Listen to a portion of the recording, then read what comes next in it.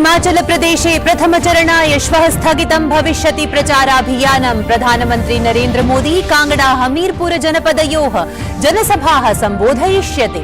तत्रैव कांग्रेसदलाध्यक्षो मल्लिकार्जुनः खर्गे शिमलायां सोलनस्य नालागढ़े करिष्यति निर्वाचनजनसभा। गुजरातेपि विधानसभा निर्वाचन प्रचाराभियानं। भाजपादलम् आगामि विधानसभा निर्वाचनेभ्यो नवदेहल्यां प्रत्याशीनां प्रथमां सूचीम् अन्तिमरूपप्रदानाय केन्द्रीय निर्वाचन समिति समुपवेशनम् अद्य। राष्ट्रपति पदासीना द्रौपदी मुर्मुः अद्य राष्ट्रपति भवने डी.वाई. चन्द्रचूडाय देशस्य नवीन मुख्य न्यायाधीश न्यायमूर्ति पदस्य शपथं दापयिष्यति। असौ भारतस्य 50 मुख्य न्यायाधीशो भविष्यति। दिल्ली राष्ट्रीय राजधानी क्षेत्रं समेत्य समस्तोत्तर भारते भूकंपगतिः। रिक्टर परिमापे तीव्रता 6.3 अंकिता। भूकंपकेन्द्रं नेपाले 10 किलोमीटर परिमिते गभीरे स्थितमासीत्। नेपाले 3 जनाः दिवंगताः। 20-प्रतिविंशति क्रिकेट विश्वचषक स्पर्धायाः प्रथमा उपान्त्यक्रीडा अद्य न्यूजीलैंड पाकिस्तानयोर्मध्ये वर्तते। स्पर्धायामस्यां पाकिस्तान यात्रा संघर्षयुता स्थिता। न्यूजीलैंड दलं स्वदले शीर्षे स्थितम् अन्तिम 4 स्थानं कृतवान्।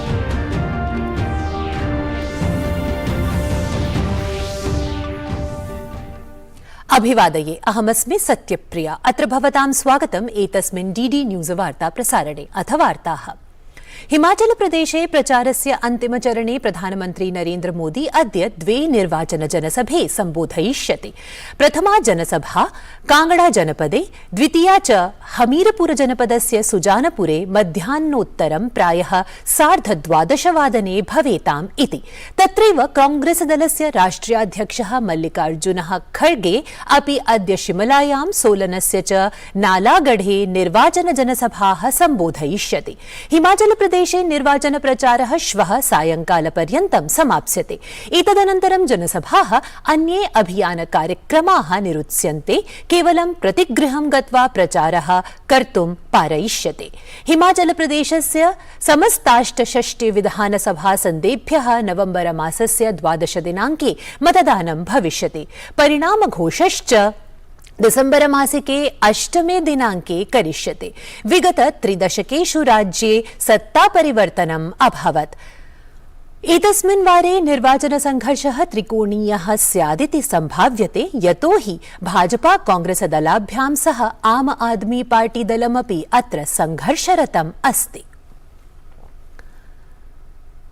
भारतीय जनता दलस्य केन्द्रीय निर्वाचन समितेः उपवेशनम् अद्य सायंकाले भाजपा मुख्यालये भविष्यति। उपवेशने भाजपेति दलं गुजरात निर्वाचनाय स्वप्रत्याशीनां प्रथमां सूचीम् अन्तिमरूपप्रदानाय विचारयिष्यति। उपवेशने प्रधानमन्त्री नरेन्द्र मोदी, भाजपा दलाध्यक्षः जेपी नड्डा, गृहमन्त्री अमित शाह, गुजरात मुख्यमन्त्री भूपेन्द्र पटेलः अपि च निर्वाचन समितेः समेऽपि सदस्याः उपस्थिताः भविष्यन्ति।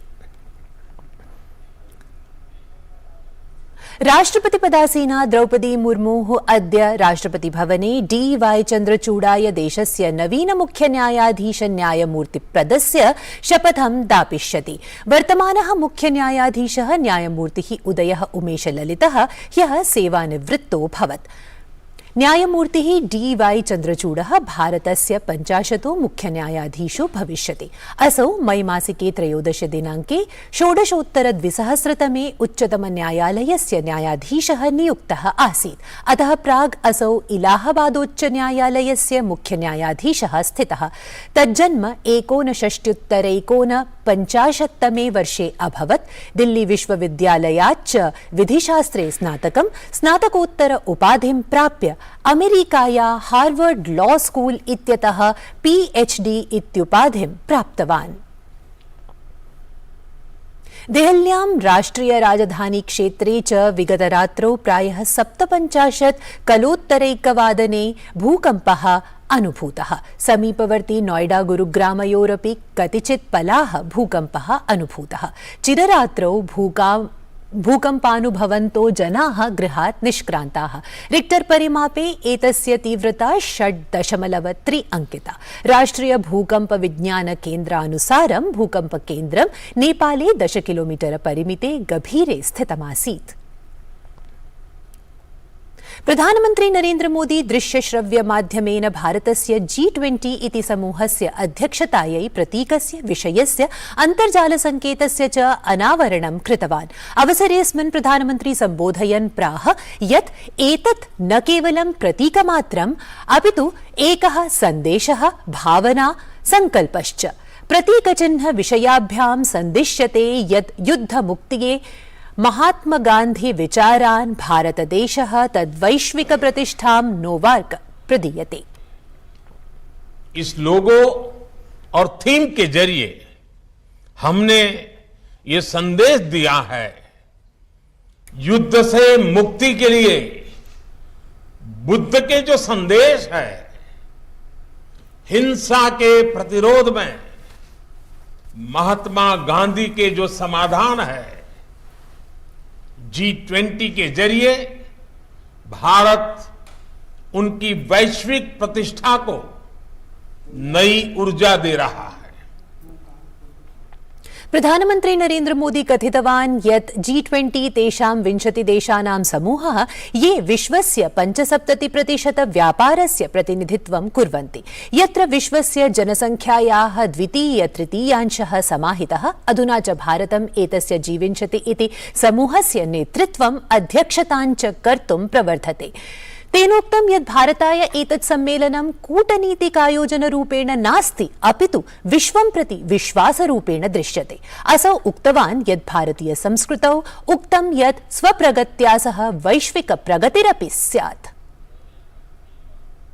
G20 ऐसे देशों का समूह है जिनका आर्थिक सामर्थ्य विश्व की 85% जीडीपी का प्रतिनिधित्व करता है। G20 उन 20 देशों का समूह है जो विश्व के 75% व्यापार का प्रतिनिधित्व करते हैं। G20 उन 20 देशों का समूह है जिसमें विश्व की 2/3 जनसंख्या समाहित है और भारत अब इस G20 समूह का नेतृत्व करने जा रहा है, इसकी अध्यक्षता करने जा रहा है। लोकसभाध्यक्षः ओम बिरला अद्य नवदेहल्यां केन्द्रीय सूचनायोगस्य वार्षिकसम्मेलनस्य शुभारम्भं करिष्यति। सम्मेलनविषयः वर्तते स्वातन्त्र्यामृत महोत्सवः, सूचनाधिकारमाध्यमेन जनकेन्द्रित शासनम्। सम्मेलने सुशासन, पारदर्शिता, सूचनाधिकारादि विषयेषु विचारविमर्शः भविष्यति। रूस यूक्रेन युद्धप्रारम्भात् भारतीयः विदेशमन्त्री रूसस्य प्रथमां यात्रां करोति। एतस्मिन् अवसरे असौ मॉस्को इत्यत्र स्वरूसी समकक्षं सर्गेई लावरोव इत्यमुं मिलितवान्। अथापि तेन सह पारस्परिक हित संवर्धनेन सह द्विपक्षीय क्षेत्रीय वैश्विक प्रकरणेषु चर्चाम् अकरोत्। भारतस्य रूसेन सार्धं सम्बन्धानां विषये पश्चिमतः प्रवर्धमान बाध्यता सन्दर्भात्मक प्रश्नान् अपि विदेशमन्त्री जयशंकर उत्तरितवान्। असौ ऊर्जापणस्थितिम् उल्लिखन् विदेशमन्त्री स्पष्टतया अकथयत् यत् एतत् सुनिश्चितीकरणं भारत प्रशासनस्य मौलिकं दायित्वं वर्तते यत् भारतीयोपभोक्तॄणाम् आलाभ प्रदापणागमनं सुनिश्चितं स्यात्। I am confident that we will be successful in realizing the full potential of our trade and economic relations, and that we will also be able to address the trade deficit and market access issues that are between us.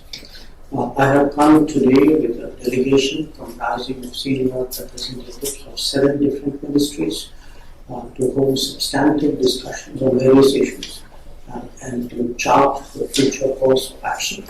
I hope you will take that as proof of our seriousness. I look forward to discussing this and other issues with you. संयुक्तराष्ट्रे America राजदूतः Linda Thomas Greenfield इत्यसौ Ukraine समर्थने $25 million रूप्यकाणि दातुं सवचनमाह। इयं साहाय्या यूक्रेनाय युद्धकाले शैत्यं सन्ध्याय प्रदीयते। लिंडा थॉमस ग्रीनफील्ड इत्यसौ मंगलवासरे कीव यात्राकाले उक्तवान् यत् अमेरिका यूक्रेन देशे दुर्बल जनसमर्थनाय US Agency for International Development इति माध्यमेन सहायतां करिष्यति। असौ यूक्रेन देशीय राष्ट्रपतिं व्लादिमीर ज़ेलेन्स्की इत्यमुम् अपि अमिलत्। स्वतन्त्रता क्षेत्रीयाखण्डता रक्षायै यूक्रेन देशाय समर्थनवार्ताम् अवादीत्।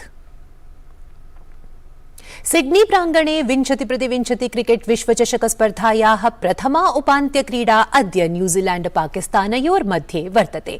स्पर्धायामस्यां पाकिस्तानयात्रा संघर्षयुता स्थिता। पाकिस्तानदलं नाटकीय विधिना उपान्त्यचक्रे स्थानं प्राप्तवत्। ध्यातव्यं यत् पाकिस्तानदलं भारत जिम्बाब्वे दलाभ्यां पराजयं प्राप्तवत् आसीत्। 20-20 क्रिकेट क्रीडायाम् उभयोरपि दलयोः वार्ताः विधीयेत् चेत् न्यूजीलैंड पाकिस्तानदले अधुना पर्यन्तम् 28 वारं परस्परं मुखप्रेक्षित्वेन अभवतां यत्र 17 द्वन्द्वेषु पाकिस्तानम् अथापि कीवीदलम् 11 द्वन्द्वेषु जितवत्। तत्रैव यदि 20-20 क्रिकेट विश्वचषक स्पर्धायाम् अपि पाकिस्तानदलं प्रबलं वर्तते। उभाभ्यां 20-20 क्रिकेट विश्वचषक स्पर्धायां क्रीडितेषु 6 द्वन्द्वेषु पाकिस्तानं 4, न्यूजीलैंडदलं च 2 विजयं प्राप्तवत् वर्तते। एवं अद्य एते दले पुनरेकदा जयपराजयाय परस्परं मुखप्रेक्षित्वेन अभिवर्तेते। परिणामदृष्ट्या पाकिस्तानं प्रबलं वर्तते, किन्तु अस्यां स्पर्धायां कीवीदलं स्वभद्रतर प्रदर्शनेन प्रबलतां प्रत्यपादयत्। तत्रैव एडिलेड प्रांगणे च बृहस्पतिवासरे अर्थात् श्वः द्वितीया उपान्त्यक्रीडा भारत इंग्लैंडयोर्मध्ये भविष्यति। अन्ते च रविवासरे मेलबर्न प्रांगणे क्रीडिष्यति।